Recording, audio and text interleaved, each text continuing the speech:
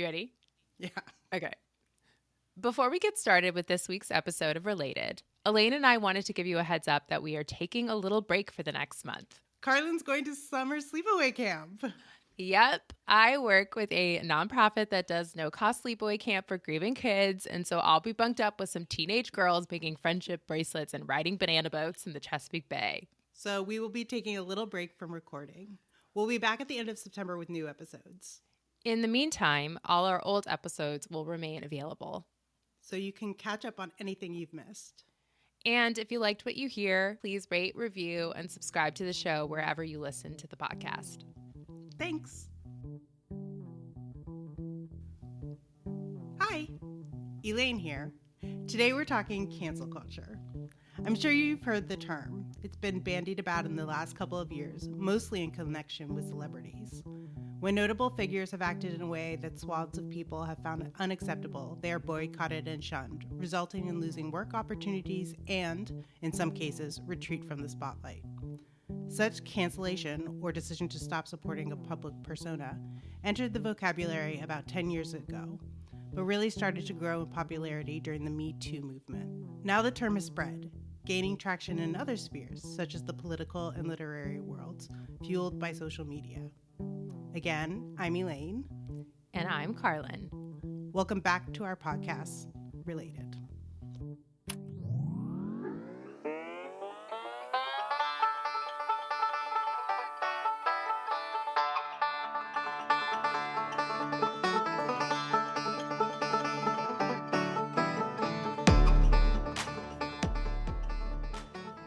So, Carlin.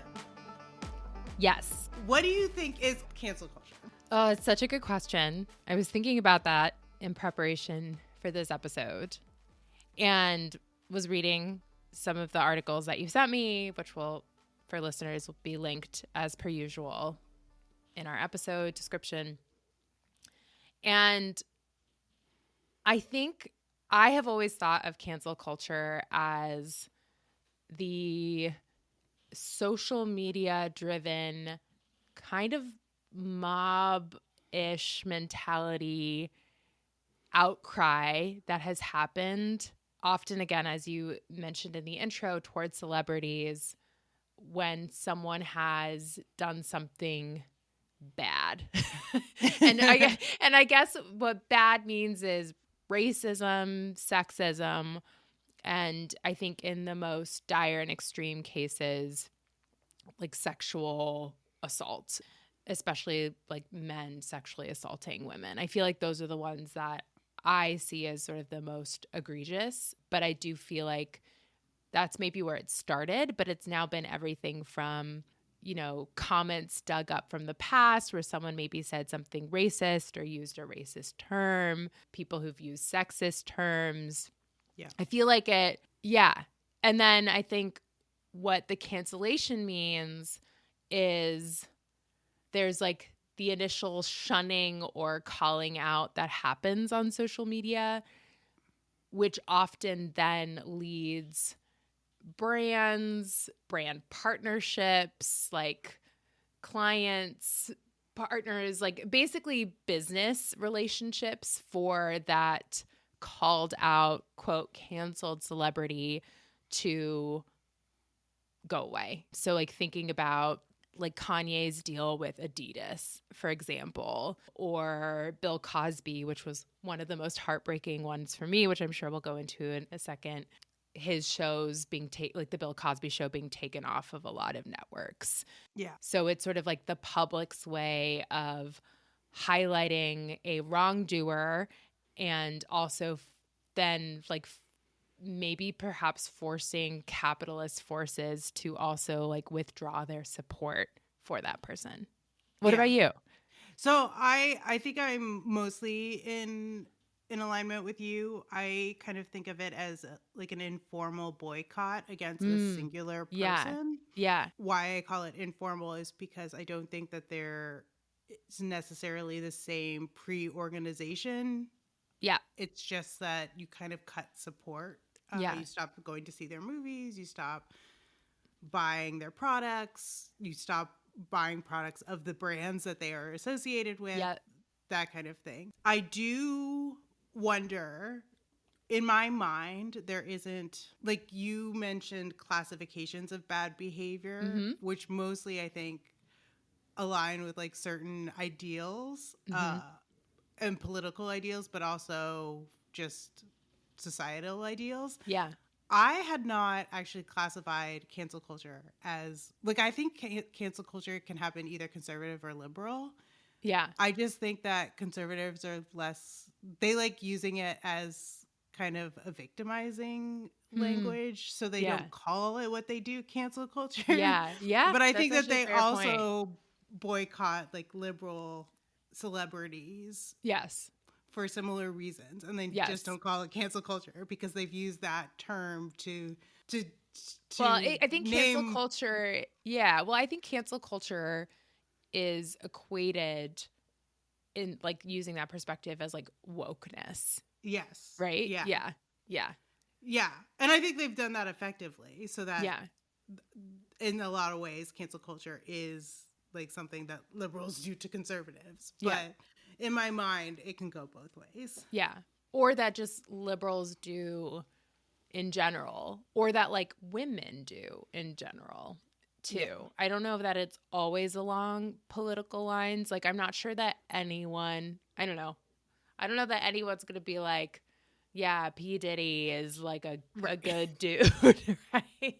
Right, right. But I don't No, know. Don't quote me on that. So, no, you don't hear, well, I haven't heard a lot of cancel culture language being used with P. Diddy, even though yeah, like that is, I think he yeah, is being yeah, canceled. yeah, That's not the language that yeah, I hear being yeah. associated with him. Fair enough. Yeah. So, have any of your favorites been canceled? Getting Yeah. personal. I mean, I was pretty, I think there are a couple. So, okay, I also want to, it was interesting, like thinking about who has been canceled, who am I upset about who's been canceled, and what does it actually like mean to be canceled too? Because I do think there is a distinction between people who've been like kind of permanently canceled and then maybe other people who either have been more like called out, which I think was Mm, referenced in something that we had talked about earlier, or maybe they should have just been called out, if that makes sense. So the example that I feel most devastated, I think, about is Bill Cosby, just because, we're yeah, millennials. We grew up with Bill Cosby. He was like, yeah, America's dad, a yeah. symbol of, Dad had like all his comedy tapes, and we like I listened to remember them like on we road listened to trips. them on like cassette. Yes, I loved him so much that my friend Hannah had painted a version of Cosby that was hanging in my when I was in grad school, like hung up in my bedroom. And Oh. so I know, like devastating stuff. And so, I like took that painting down. I feel weird watching the Cosby Show. I don't watch the Cosby Show anymore. So it just completely tainted this sort of really like beautiful, I thought, symbol of black, like what it means to be like a black man, a black family, what also like lighthearted comedy looks like. I think one Yeah, thing that Bill Cosby that I always loved about his comedy was that he never really cussed. He never really was mean about anybody, other people. It was just sort of lighthearted, everyday things that people can relate to. And then just to learn all of this like awful sexual assault history and allegation just completely ruined that for me. yeah, And I felt he very deservingly, it's ultimately up to the law to decide whether someone is convicted or not, but like just based on that, all of it, it felt like he was rightfully canceled, and the degree to which he had wronged was just like kind of unforgivable, right? yeah. So Just that's a an example tangent. for me. Yeah.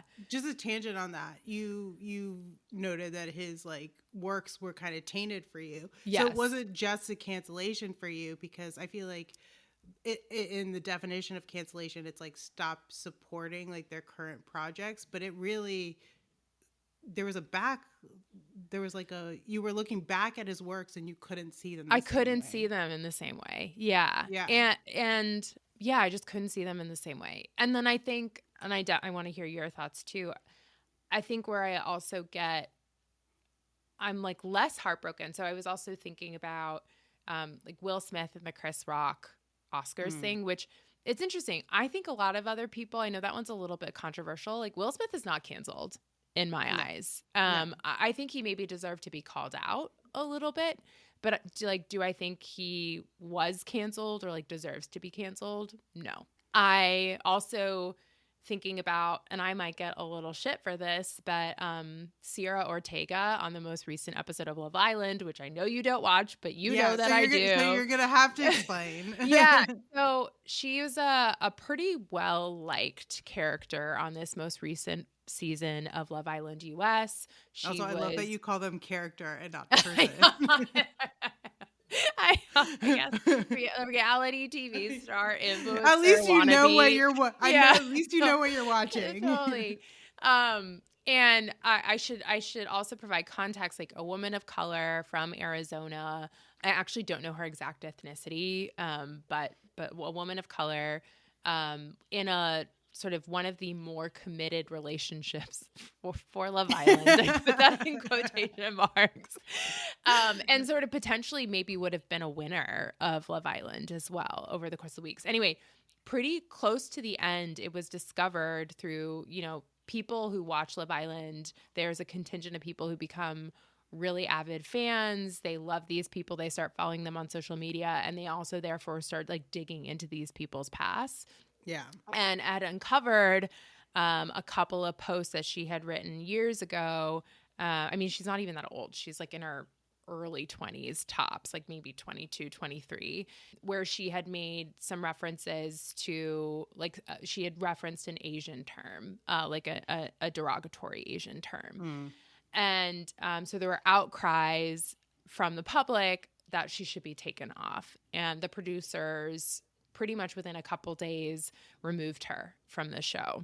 Yeah. And since she's like made a public apology and whatnot. And I think the reason I bring it up is I think in many ways people probably argue she should be canceled. And to your question, I was like, oh, I really liked her. That is like such a bummer. Yeah. But I think this is also sometimes where cancel culture, I'm like, I don't know if she deserves to be canceled. She's like a young woman who made a mistake. And like, what is the boundary that we make to like forgive and teach versus just cancel and bully people? Yeah. Anyway, sorry. Okay. I went on a tangent. I think that's right. Mom always makes this distinction. Yeah. Between calling out and calling in. Yeah. Which like maybe this is a situation where she should have been called in to have a conversation about the language she used. Yeah. But I also think to some extent, not to put too much pressure or blame on the producers of Love Island, but I also suspect that they seek out people who are edgy. That's part of the appeal of the show, right? Is that these are people who are willing to push boundaries. And be public about that too. Yeah. Right. Right. Yeah. So in some ways that edginess is like part of the appeal of the brand. Yeah. I mean, and I will say this is not the first time on Love Island this has happened. There was actually another woman who I barely remember because she made it maybe onto episode 2 of this past season. And she also was taken off without like any, I don't really know exactly what happened. She did because something she said outside of the show and in the past. And again, the producers probably could be doing more thorough vetting, but also, right, it poses the question of like, people make mistakes, especially when they're young, right? Yeah. And if we just shun people or cancel them without it being more of a teaching moment, like I want to acknowledge, I think these people definitely deserve to be called out. I think Will Smith deserved to be called out, but to be canceled entirely and have their entire livelihoods and like lives trashed feels not only like unnecessary, but also kind of unproductive too. But I'm curious, I'm going back to the question. I'm curious, like if there were any folks that got canceled that you felt particularly heartbroken about. I think I was upset when Colin Kaepernick got canceled. Yeah. Yeah. And that, I think that touches upon both the, like, what we were talking about before about the liberal conservative Yeah. switch. Yeah. Like, I don't think conservatives would say that they canceled Colin Kaepernick. Yeah. But he kind of faded from. He did fade. And well, it's really interesting that you call it Colin Kaepernick. I would not have considered him canceled, which maybe goes to your point of like political and or social biases or beliefs, because maybe he faded, but like he didn't fade. I don't know. I don't think of him I think of him as a positive figure. Yeah. Yeah. Yeah. And so do I. But, and I guess this could be argued that he was not performing to the standard that the NFL required. Yeah. But he definitely, there was a shift around the time that he decided to speak out that did not end up very well for him. Like he did a couple of commercials and he had like a docudrama, but I haven't really heard about him in several years. Yeah. And I'm not a football fan or anything. I just thought it was really courageous that he decided to speak up. Yeah. Yeah. The other one I will mention that it's for me not as heavy as Bill Cosby, but the J.K. Rowling stuff is tough for me, just because I love Harry Potter so much. But I will say, for better for worse, like her art, like Harry Potter lives on for me without her, if that makes sense, in a way that like Bill Cosby's comedy and show doesn't. And I don't know why. Maybe it's because like his show and his comedy is so much him, and not to say that Harry Potter isn't J.K. Rowling, because she obviously created it, but the IP has sort of taken on a world of its own. I see you now. You have thoughts. Yes. Yeah, I do. because I had hoped that I would feel about Harry Potter the way you feel about Harry Potter. Yeah. And because it was such a seminal part of growing up. Oh, yeah. Waiting in line like overnight for bookstore like openings. Yeah. And it's actually like a greatly written story. Yeah. Yeah. It was engaging. It hit all the like. Yeah. A strong female character with Hermione. Yes, totally. Yeah. But I actually tried to reread it a couple of years ago, and I couldn't divorce it from her. I don't know what even to call it. So she's been outspoken against trans people. Specifically trans women. Yes. Like, yes. Yeah. Yeah. Yeah. And in a way that really is harmful, I think. Not just like in a way that I think there are some women who talk about trans people in a way that's like, it's like self-protective. Yeah. Yeah. And I think she has language that goes beyond that and is really attacking people, which makes me uncomfortable. Yeah. To say the Understandably. least. Yeah. But I actually tried to reread the Harry Potter books a couple years ago and noticed things that probably I wouldn't have noticed before, that made me uncomfortable. Yeah. Oh, that's so interesting. I will say she has I'm totally going to butcher what her pen name is for her more recent books. Robert Galbraith. Yeah, is that what it is? I read those. I will admit, and I think it's because those are more newly produced IP, or IP that she's continuing to produce while all this stuff is going on, that also doesn't have an independent connotation for me yet, where I'm much less likely, I think, to pick up a new Robert Galbraith book than I am to pick up an old Harry Potter. But that's interesting. I also have not reread Harry Potter in a very long time. So yeah. I think there were dynamics that I just, like, for example, like the fact that Hermione is kind of like a model minority. Yeah. That so was Dean, right? Yeah. Was his name Dean? He's the black wizard. But he was he the one who was not black in the books and then was black in the movies? Because there was. No, I'm pretty sure there was someone who was I don't know. And then Clearly it's been a there was while. someone Cho who was Harry's Yeah. love Yeah. interest. Yeah. Yeah. So there was There's some tokenism. Yeah. tokenism. Yeah. And so it's like things that it like had my attention wasn't called to them. They weren't Yeah. highlighted. It was just Yeah. like part of the book that Yeah. now knowing where she's coming from, it makes me look at it in a different way Yeah. that makes me not enjoy them as much. And I hate that because Oh, Harry that Potter is was like such bummer. so I know Harry big. Potter is so magical and escapist, and I don't know that there was ever a book that way that I could just like totally just. I mean, maybe my Nancy Drew books, but that was different. I just Harry Potter.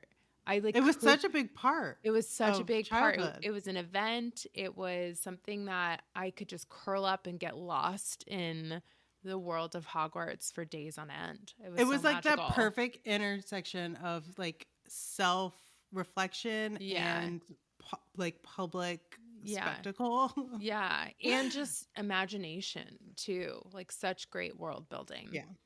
I'm curious to ask you something that's coming up for me while we're talking about this is what do you feel like what is like worthy of cancellation versus not? I think harm to other people. And what does that mean to you? I think it can vary. I think Yeah. a lot has been the sexual misconduct where Yeah. people are sexually harmed. Yeah. But I also think it could be assault. It could be physical. It could be monetary. I think if there's like an intention and a disregard for other people that is just so contrary to what we value as a society that you're just like, this is just not acceptable. Yeah. I agree with you, but again, going back to, for example, like the Sierra or the Will Smith examples where like theoretically they were doing harm to other people, right? So I say that, but I'm also not sure where the line is drawn between this is okay harm and this is not. Yeah. Not okay harm, but like, and it's also like what is a mistake, right? Like what is a like, and not to say that people should start using like racial slurs and like slinging them out here and there because that is really harmful. But what is a forgivable mistake and like a learning teaching moment versus truly like malintent? Like when I think about Bill Cosby or Harvey Weinstein or P. Diddy, I'm like, that's awful. Like that's just like malintent and true disrespect for women and other people, right? While as using Will Smith as an example, I'm like, that's like beef between him and Chris Rock regarding like Jada, potentially even like him protecting Jada, like standing up for her honor, right? For Sierra, it's like, I don't know, I don't think I was not slinging out racial slurs when I was a kid, but, I made other mistakes as a child that had someone not given me the opportunity to learn from them and grow from them. So I don't know. I don't know. And I think what makes it more complicated is we also have a history of maybe punishing not the person who needs to be punished, like Monica Lewinsky. Yeah, totally. Who was canceled before cancel culture was even a term. Yeah. And that was a completely unjustified cancellation. Yeah. Although where now it's like the reframing has been she was more the victim than not. Yeah. No, totally. She was not the president of the United States in power. Yeah. Or like the boss, or so many dynamics of power have changed that have changed that reference over the past. But I do think like using the Monica Lewinsky component where yes, she was canceled like without, that term being flung out in the 90s, but I don't know if people would consider her canceled now, for example. No, she's definitely come back.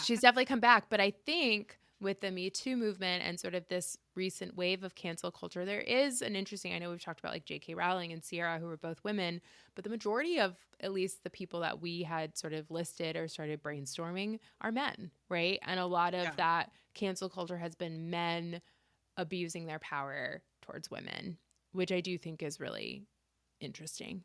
And it is, and the people who are women, like Chrissy Teigen or Aquafina. I still love Chrissy Teigen, and I still love Yes, Aquafina. and I feel like those are more examples of harm where they could have been called in instead of quote unquote canceled. Yes, and I would argue. I mean, I'm not as familiar with some of the sort of business fallout for either of them. But I would say that, and I actually don't even know, Chrissy Teigen has made like some missteps here and there. I'm also not sure what Chrissy Teigen did. Like Aquafina, she used some personifications of Black culture that people find offensive. But I'm not sure what Chrissy Teigen did. Chrissy Teigen she's outspoken and says what's on her mind, and there have been a couple of cases. I don't know if there's like a particular one that stands out with most people, but she has said things. She has misstepped. She has made mistakes, and I think there have been an outcry from some people to be like, cancel Chrissy Teigen. I mean, because she is a very powerful, well-connected woman with a lot of, brand deals and things like that. There has not been really anything that she has done or said, at least that I'm aware of, where I would be like, cancel her entirely. It's more that I maybe wouldn't have said that, and like, let's like use this as a teaching moment. The question is, would that have even come to your attention if she had been a man? Probably not. Probably not. So maybe there's just different standards for men and women. Like men have to trespass egregiously for them to rise to the level of cancel culture. Yeah, totally. Are there any people who have not been canceled that you think should be canceled? I mean, I think the obvious one for me, and I'm sure our listeners have picked up on this by now that we're liberals, is Trump. But like, and it's interesting because I feel like he has and was and like at times has been more canceled, but it's ultimately like to be keeping him down. It doesn't seem to be keeping down, and I think it's ultimately, in my mind, he's like a canceled person. But yeah, it's pretty effing hard to cancel the president of the United States.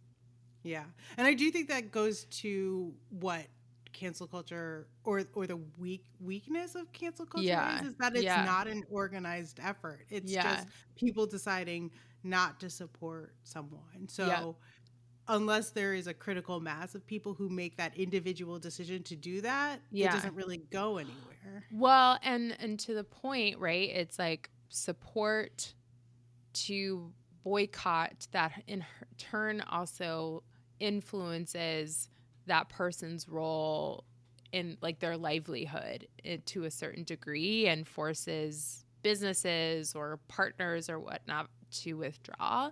But that's not been the case. And if anything, in the past few years, we've only seen capitalists rally around him.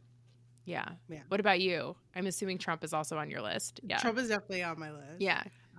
But I think what you just said, I think there's this whole capitalist class, I think that but it's hard, but also on the other hand, it's also hard to cut support from them because they are so intertwined in the necessities of daily life that you would have to sacrifice like everything to really cancel them. So is cancel culture really effective when the culture is that? Yeah. I don't know. Yeah. I think about the people at Facebook, for example, who kind of can't really boycott your CEO, but we're calling out Mark Zuckerberg, right? Yeah. But also it's like, how do you cancel the CEO of the company you work for and also provides for your livelihood too, You don't. Yeah. You Yeah. I mean, you can try, which they did, but clearly unsuccessfully. Yeah. So what do you think are the benefits of cancel culture? Um, Are there any? I'll be honest.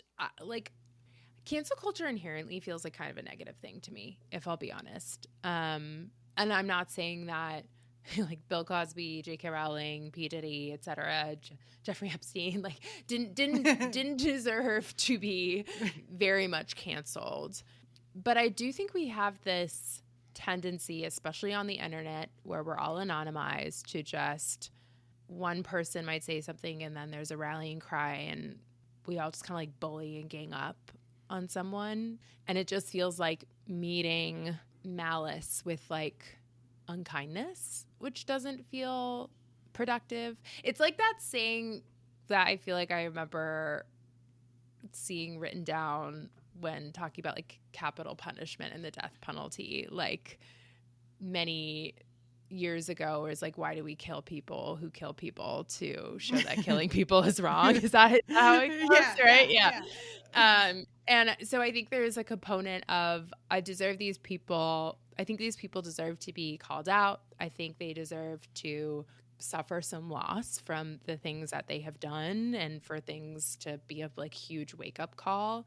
But is it like a productive way for society to grow and bridge the gaps and like create better men, better women, better people in general? Like, I'm not sure, to be Yeah, honest.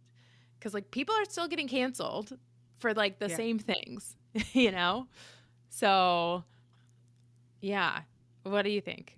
So I think cancel culture is a name for a phenomenon that has been happening since the beginning of time, which is Yeah. just like social censure. Yeah. Yeah. Yeah.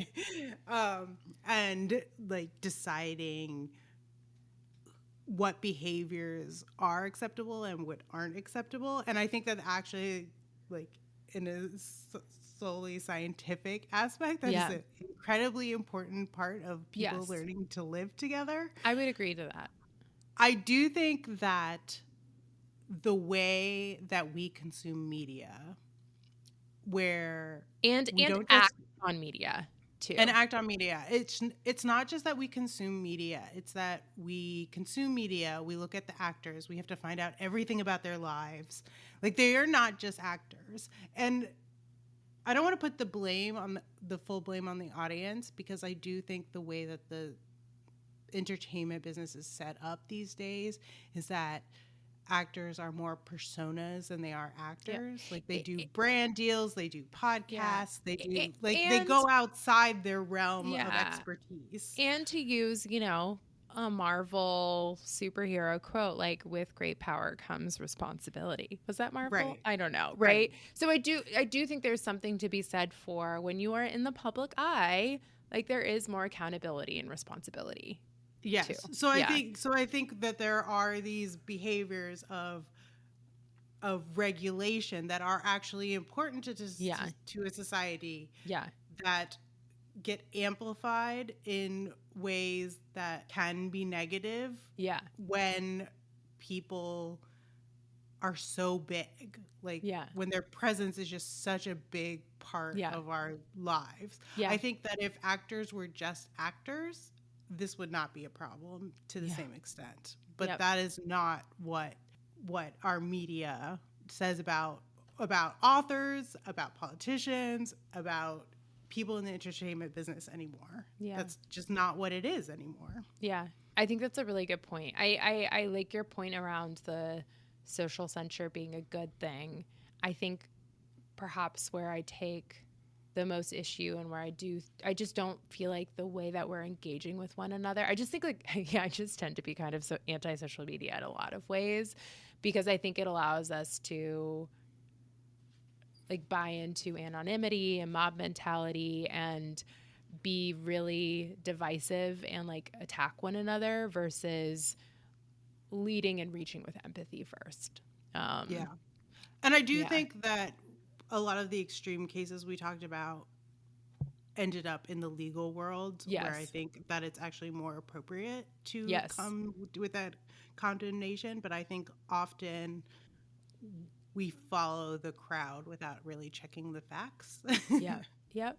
And in some cases, yes, I could see that being negative and harmful to people. Yeah. So cancel culture, good or bad? Neutral? Neutral. I think for the reasons we discussed. I can see you like you've got me with the social censure, and in like theory that ethos being a good thing, right? Of how do we like pave the way for what culture should and shouldn't be and what is appropriate and what is not. But then there's the other piece of like, is the way that cancel culture is currently manifesting and the way that we currently handle it on social media actually how it's weaponized really actually yes. like a positive thing for solving the things that we're like presumably canceling people for. Yeah. As in all our conversations, it's a level of degrees. Totally. Gray totally, all around. Totally.